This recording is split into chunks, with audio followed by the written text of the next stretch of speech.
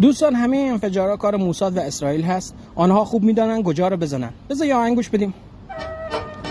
بعضی هم از طرف جمهوری اسلامی میان رد میکنن و میگن چند تا کارتون آتش گرفته که اصلا مهم نیست. این سوله 2000 متری شک نکنین یا ساخت کیت پهپاد بوده یا ساخت کیت موشک یا مواد اتمی.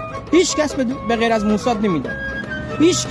هیچ کس به غیر از موساد نمیده. جمهوری اسلامی به مانند فلسطین عمل میکنه. کارهای تروریستی خودش رو میبره کجا؟ برای ردگم کنی میبره وسط مردم. فلسطینی هم همینجور بودن.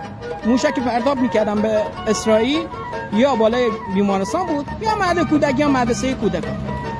پس دیگه این بازی برای موساد حل شده. همه جای ایرانو میشناسه و دسترسی به همه انبارهای سپاه.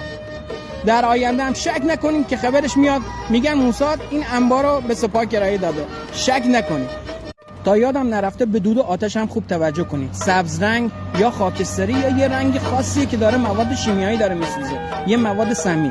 خواهش میکنم سمت یه آتشا نرین، دور باشین، نزدیکش اصلا نباشید. این جنگ ادامه داره، هیچ توافقی در کار نیست. پروپاگاندای جمهوری اسلامی اصلا گوش ندین. سخن آخر جاوید شاه، پاینده مردم ایران.